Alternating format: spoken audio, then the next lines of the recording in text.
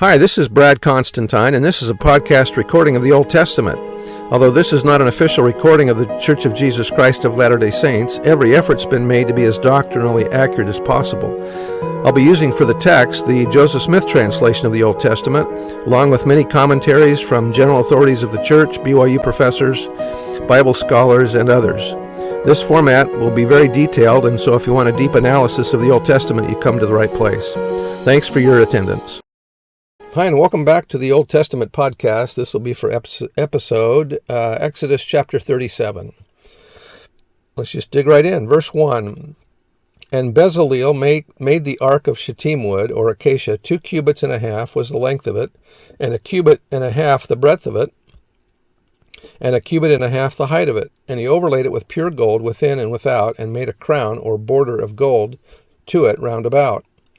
And he cast for it 4 rings of gold to be set by the 4 corners of it, even 2 rings upon the one side of it, and 2 rings upon the other side of it. And he made staves of shittim wood, and overlaid them with gold. And he put the staves into the rings by the sides of the ark to bear the ark. And he made the mercy seat of pure gold. 2 cubits and a half was the length thereof, and 1 cubit and a half the breadth thereof. And he made 2 cherubims of gold, beaten out of one piece, made he them on the 2 ends of the mercy seat. 1 cherub on the end on this side, and another cherub on the other end on that side, out of one piece, with the mercy seat made he the cherubims on the 2 ends thereof. And the cherubims spread out their wings on high, and covered with their wings over the mercy seat, with their faces one to another, even to the mercy seatward, were the faces of the cherubims. And he made the table of shittim wood, 2 cubits and was the length thereof, and a cubit the breadth thereof, and a cubit and a half the height thereof. And he overlaid it with pure gold, and made thereon a crown of gold round about. Also he made thereunto a border of a handbreadth round about, and made a crown of gold for the border thereof round about. And he cast for it 4 rings of gold, and put the rings upon the 4 corners that were in the 4 feet thereof. Over against or next to the border were the rings, the places for the staves to bear the table. And he made the staves of shittim wood, and overlaid them with gold to bear the table.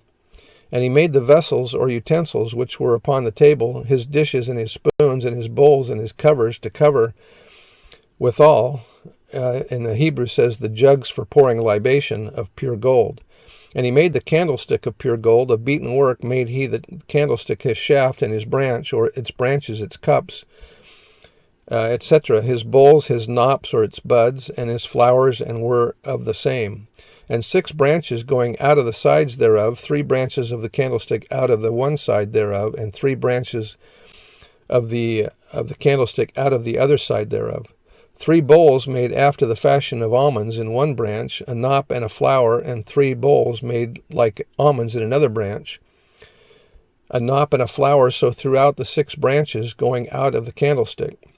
And in the candlestick were 4 bowls made like almonds, his knops and his flowers, and a knop under 2 branches of the same, and a knop under 2 branches of the same, and a knop under 2 branches of the same, according to the 6 branches going out of it. Their knops and their branches were of the same. All of it was one beaten work of pure gold. And he made his 7 lamps, and his snuffers, and his snuff dishes of pure gold. Of a talent of pure gold made he it, and all the vessels thereof. And he made the incense altar of shittim wood. The length of it was a cubit, and the breadth of it a cubit. It was 4 square, and 2 cubits was the height of it. The horns thereof were of the same. And he overlaid it with pure gold, both the top of it and the sides thereof round about, and the horns of it also he made unto it a crown of gold round about. And he made 2 rings of gold for it under the crowns thereof by the 2 corners of it, upon the 2 sides thereof, to be places for the staves to bear it withal, or whereby to carry it. And he made the staves of shittim wood, and overlaid them with gold. And he made the holy anointing oil and pure incense of sweet spices, according to the work of the apothecary, or the perfumer. So that's the end of that chapter. So remember, like I said, you can Google some of this and find actual pictures of what these looked like. And so these are the things that they were putting inside the tabernacle. Anyway, that's the end of chapter 37, and we will see you next time. I'm also thinking that with all the gold that they're using to build all this stuff, you can see that they took a lot of gold out of Egypt with them, didn't they?